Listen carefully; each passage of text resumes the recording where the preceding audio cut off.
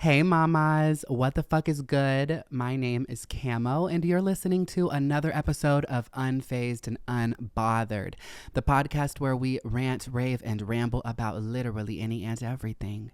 If this is your 236, we're starting at 236. 236. 36, period. It's going to be a great episode. If this is your first time tuning in, go ahead and hit subscribe, turn on them post bell notifications. New episodes drop every Thursday. It's free to stream wherever you get your podcast. So there's no excuse, okay? Sound off in the comments, sound off in the reviews. Thank you. Okay, so this episode is going to be all over the place, but that's nothing new. It is a full moon tomorrow, the 5th of May. If you're listening today on Thursday, prepare, okay?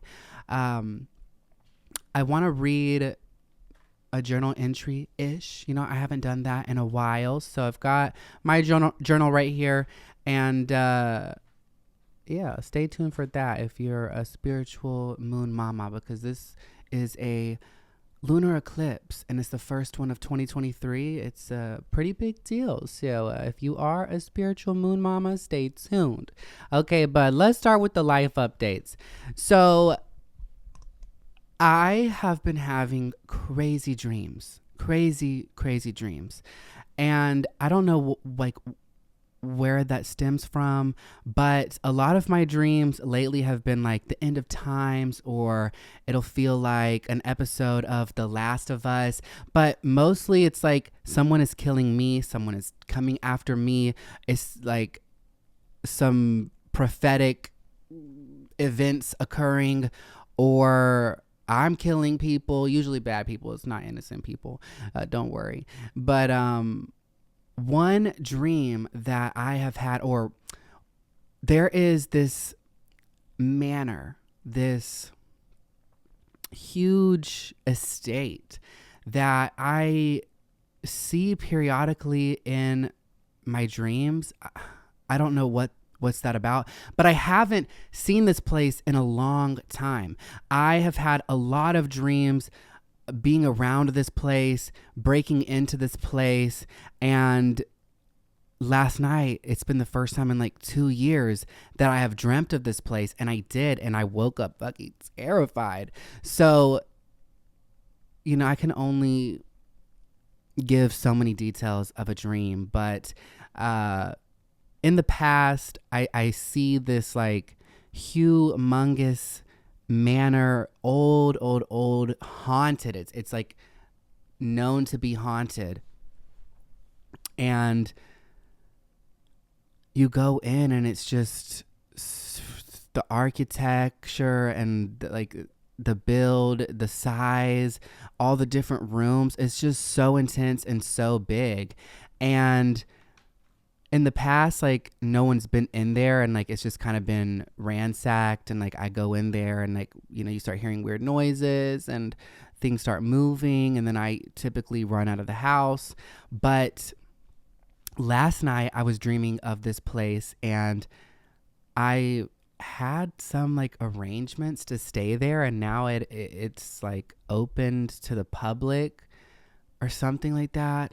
So I go approach the door, I ring the doorbell, and if y'all have seen Rose Red, it's an old Stephen King's movie.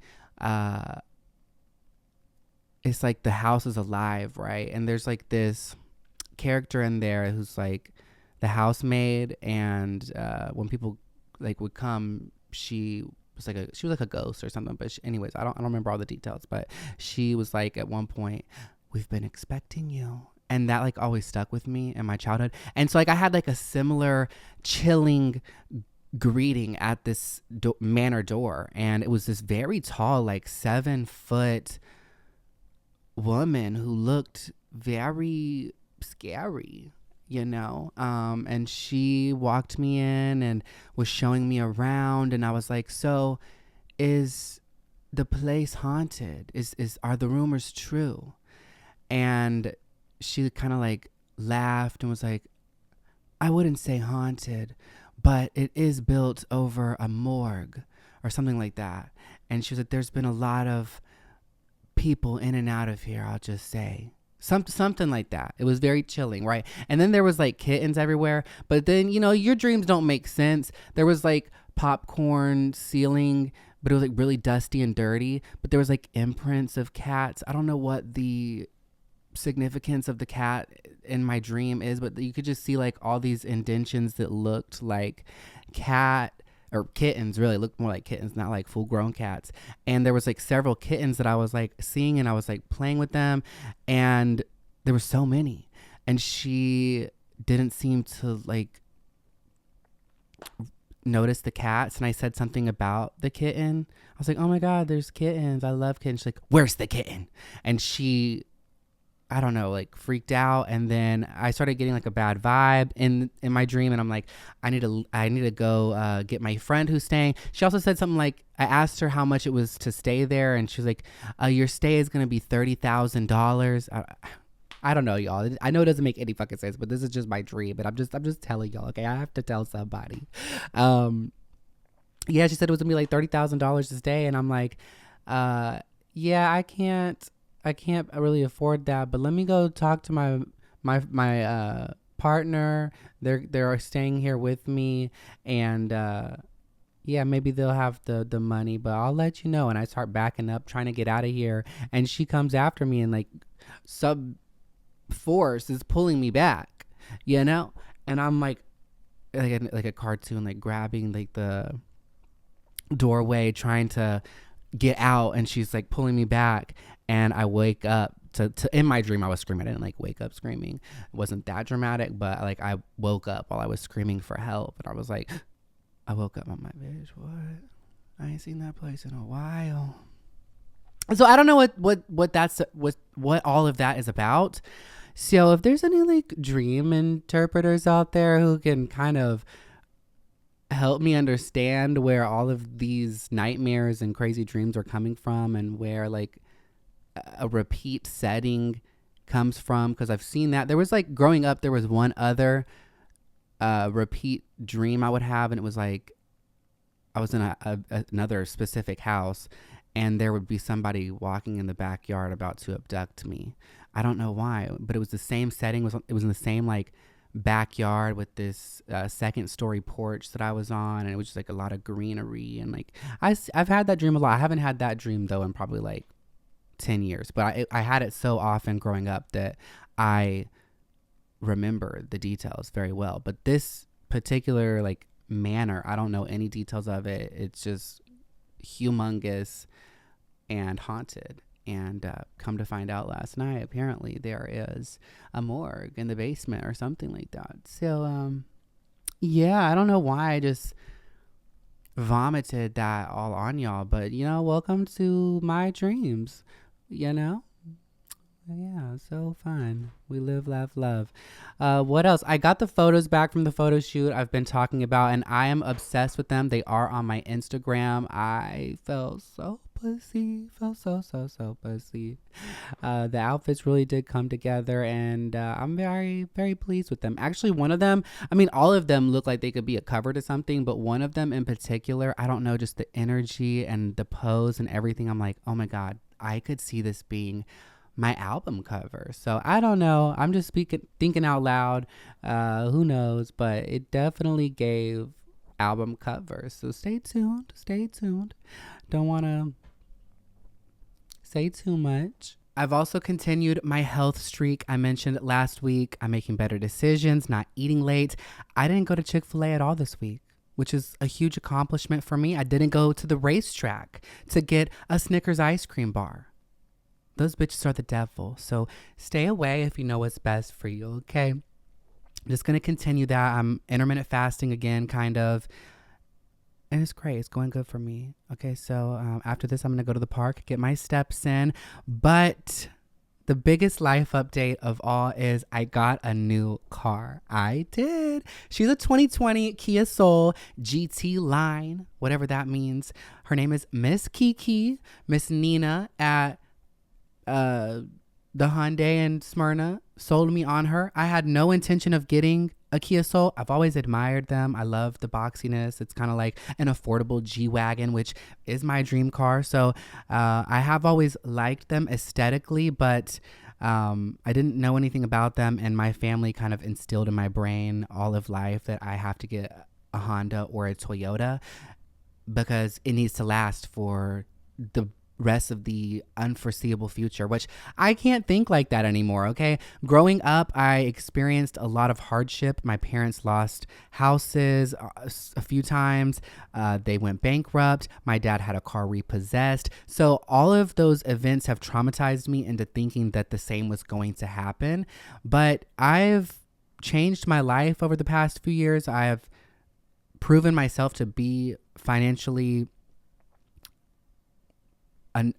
able to afford these things, and I've been more responsible in the past year. Still have some buckling down to do, but I moved out in November, and I proved myself to be able to keep that up, and now it's time to get a new car. I'm 28 years old.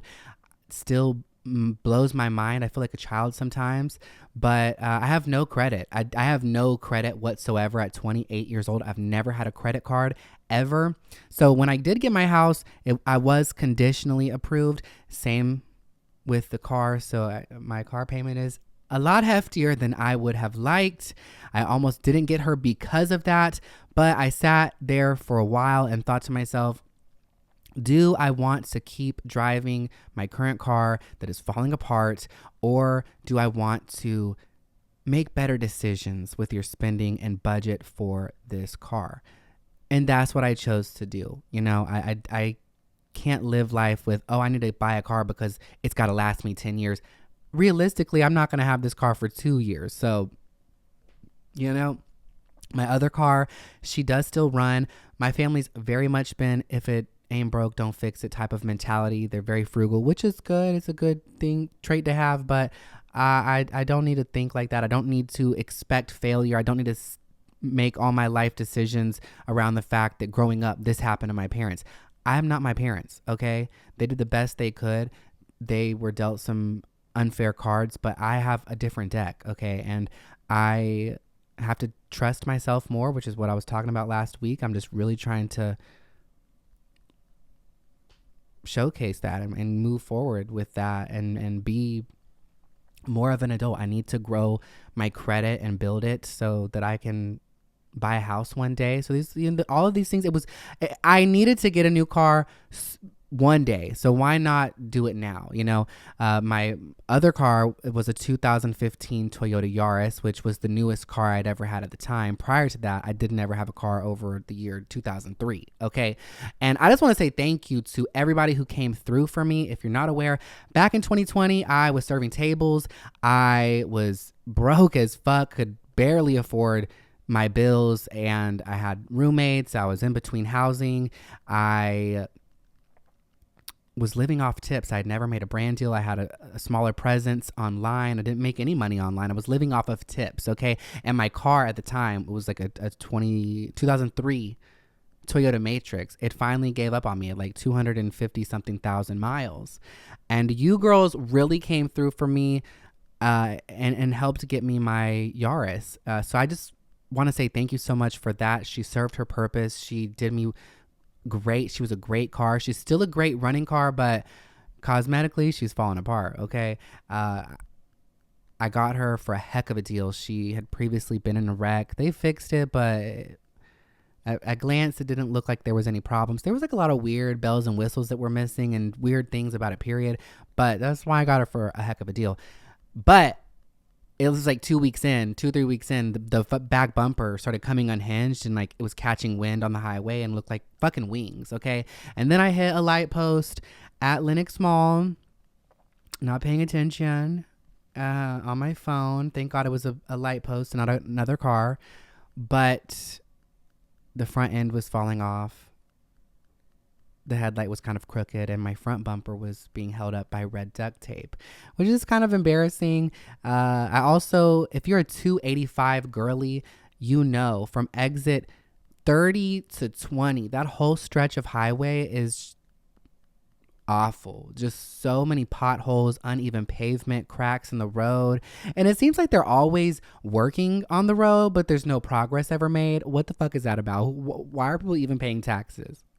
Come on now, get it together. But I did hit a pothole so bad, or something in the road, like 2 weeks ago in my Yaris. And the alignment was so fucked that if I let go of the handle or the steering wheel, that bitch was going to go in the other lane. So it was a hazard. I was either going to have to put forth a lot of money into fixing her and the bumper and everything. She also had 180 something thousand miles. I put a lot of miles on that bitch in like the 2.5 years I had her. Or I could get a new car, which is what I did. And she is a 2020 Kia Soul, Miss Kiki. She is white. I am living my suburban soccer mom fantasy. I think I might, out of pure irony, I might get some of those soccer mom stick figure families and get like a, you know, a lady boy. Might get him custom made so it's more accurate. And 3 cats, you know. So I'm thinking about doing that. She's white. She's got like these red accents on her. She sits high up. She's gorgeous. She's boxy. I love her. She's like an affordable G-Wagon. Yeah, she is. She's got all these features I've never experienced. I got a key fob now. I've never had a fucking key fob ever. Literally every car I've ever had was manual. I had to unlock it. Very old school, which is fine, you know. That was fine. She was still a good car. But this has Apple Play, a touch screen. It's got all these safety features and cruise control and this and the third. So this is a huge thing for me, and I'm very pleased and I'm very happy that I did decide on going forward with that process. I did want a RAV4 or something else, a Honda or a Toyota, just because, you know, my family's always drilled in me like, you need to get one of those because they are great lasting cars. They last forever. But newer cars, they will last if you take care of them. And realistically, I'm not going to need this car to last me 10 years. I might turn her in when I refinance. Who fucking knows? But point being made, trust in yourself, okay? And I'm gonna have to be wiser with my spending, and so this is a good thing for me. It will be more responsibility. I'm gonna have to buckle down, and I'm excited for that. I am. So on that note, I'm gonna go on a break, and when I get back, I'm gonna read from my journal about this full moon tomorrow. So stay tuned. All right, girls, let's get into this full moon. It's a full flower moon, so get your journals out. We are journaling, mamas. That's what we're doing. So this is the first solar eclipse, or not solar, lunar eclipse, my bad, of 2023, and it is the culmination of a cycle that started 6 months ago. So it's one cycle is coming to an end. A great time to start planting new seeds, releasing and reflecting, really and truly. And this is supposed to be like an emotional, intense moon that brings lots of transformation, lots of metamorphosis. So really reflect on, you know, the changes that you've made internally, you know. So like, how are you processing your feelings and the changes you've made since like 2021? This has been like a series of cycles that has occurred, and this is like the start of a new cycle. So yeah, these are some journal prompts I have written down. What can I let go of to move forward? Personally, fear of rejection, fear of failure, fear of success too. I have hesitated to put myself out there with certain situations, with certain people, with certain responsibilities, such as having a car, because I was convinced from the traumas I experienced growing up that this was bound to happen, you know. So I fear that, and I let fear dictate how I move sometimes and what decisions I make and moving forward, you know. Also, being an artist is scary. Okay. I that is my biggest passion, my biggest dream, my biggest goal. None of this was. I'm very appreciative for the life I've built and for the opportunities that I've had. But growing up, this was never a goal or a desire of mine. So, I have kind of been hesitant on moving forward with music and putting all of me into it because of the outcome, the rejection, the opinions of others. So I have to let go of that fear. I have to let go of control and expectations. I can't control an outcome. I can't put all this pressure on myself or all this pressure on other people and getting upset when somebody doesn't fulfill the expectation that I had for them. Okay, we're all individuals, and I am only in control of myself, not the world around me. So I have to let go of that. I can't let circumstances or people not being exactly who I thought they were or hoped that they would be bring me down or hold me back or get in the way of me moving forward. So those are things I have to let go of. So what are some things that you can let go of to move forward? Okay. Ask yourself these questions, journal them down. It's great to have it written down so you can look back and kind of see, earlier in this year, one of my goals was to get a new car. I didn't put much thought into it. Same when I moved out. Finally, I obviously it always sounded great, like, oh, a new car and a new house on my own, but I had never actually put myself out there, right? And I was pleasantly surprised. I only looked at 2 places and I decided on this. This was like the first place I decided on, and I just went for it. Don't know where I was going with that. Shit, lost my train of thought. Jesus. Anyways, next prompt is, what am I most grateful for right now? Personally, my connections, family, friends, my mutuals, just connections in general, good, positive connections that I have in my life. My resources, I have more money, I have a car, I have a house. I'm very grateful for these things. And my talents as well, which got me here. So I'm very grateful for those. So what are y'all grateful for? Okay, girls. Next prompt. How can I take better care of myself? I mean, that's kind of self-explanatory. Walking more, going to the gym more, eating better, more sleep. That's a big one that I've struggled with. Getting better, more restful sleep, What are some things I need to forgive myself and others for? Personally, taking more time to reach my goals. I have to forgive myself for some of my bad habits and also just mistakes I've made and situations I've put myself in. But for others, I have to forgive others for not loving me the way I had hoped they would, or the way that I loved them, or reciprocating a certain energy. Because like I said, we're all on a different timeline. We're all living our own life. So you can't have expectations of other people. Expectation is the root of all heartache. Damn, I can't talk today, bitch. It is the root of all heartache, okay? So I have to forgive others for not meeting my expectations.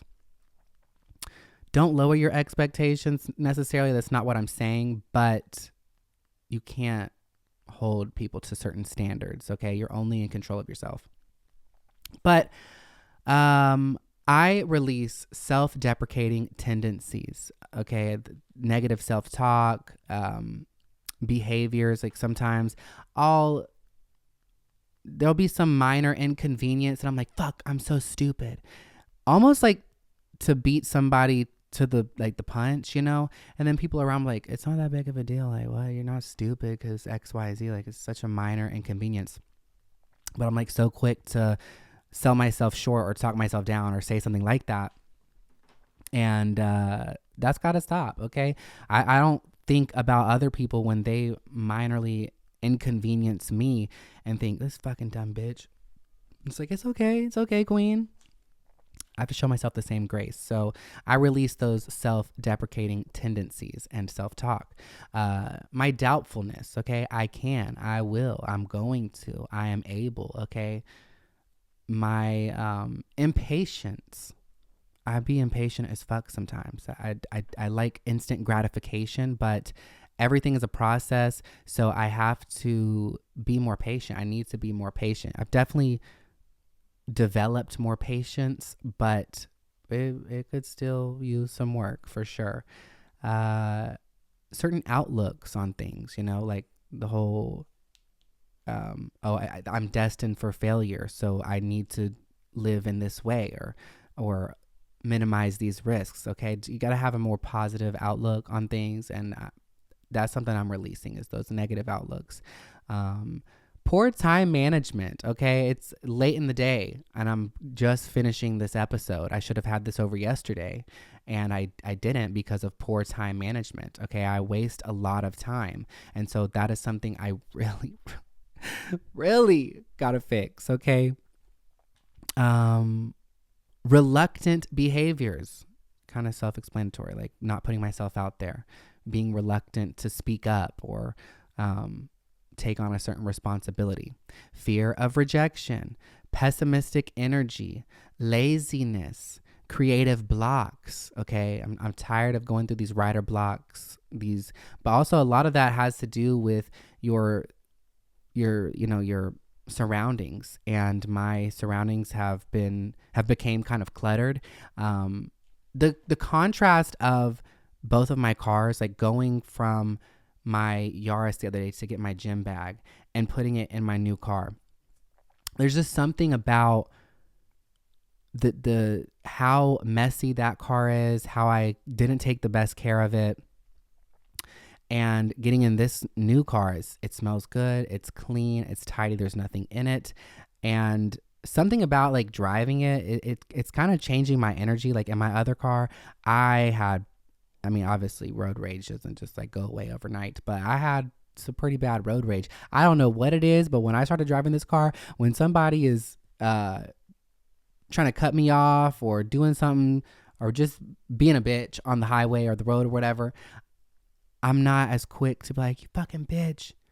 I'm just like, you know what? Life is great. Go on, mama. Do what you gotta do, okay? So,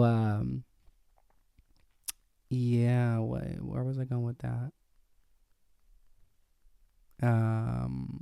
Damn, I can't read my handwriting, bitch. Okay, connections that aren't serving or satisfying my higher self. Okay, I'm releasing that shit, okay? I've been doing that for a while now, but I just really gotta buckle down. Reckless spending, obviously. My over availability, I'm releasing that shit, girl. I can't be everything for everybody, and I can't always be available, and I can't always interrupt one plan to be there for somebody else. I gotta stop doing that. I've gotta stop self-isolating as well, and just living with dread, okay? Like dreading starting the day, dreading getting out of bed, dreading going to the gym. I still do it, but there's like this sense of dread, and I gotta let that go. Please, universe, release that from me, please. Thank you. Perfectionism. That's also kind of something that I have struggled with, that has held me back, as I'm like, oh, it's not going to be perfect, so fuck it, or I'm not going to even try because it's not going to be perfect, or when I do try something, I'm too hard on myself and I take too long to fulfill it because it has to be, in my eyes, perfect, and then it's usually not perfect because I spent too much time stressing over the little details that it just didn't get fulfilled. My emotional reactiveness, definitely something that I have worked on the most, I would say, over the past year and a half. I'm not perfect. I still have my moments, but the frequency in which I have these emotional defensive outbursts and the intensity both have decreased quite a bit. Back in the day, somebody would be looking at me funny and I'd be quick to say something. I would be quick to pop off, if you will, to the Karens and the people that were being phobic or being ugly or being weird towards me. I would be quick to engage in conflict, and that shit is so exhausting. It really is. Like I said, I'm not perfect, so that Don't get me wrong, y'all will still hear some complaints, y'all will still hear some situations arise, but they have definitely decreased in their frequency. I am choosing my battles more wisely. If it's not worth my energy, and my approach is a little less aggressive in certain situations. So those are the things that I am releasing. Write in your journal, girls. I highly recommend it. It's great to look back on. Don't if you don't want to. You don't have to, but I do recommend it for sure. I am going to wrap this episode up. I know it was a little shorter than usual. My apologies, but it's time to get the day started, and it's almost, it's 4:11. So I love y'all. Hold it down and be great. Live, laugh, love.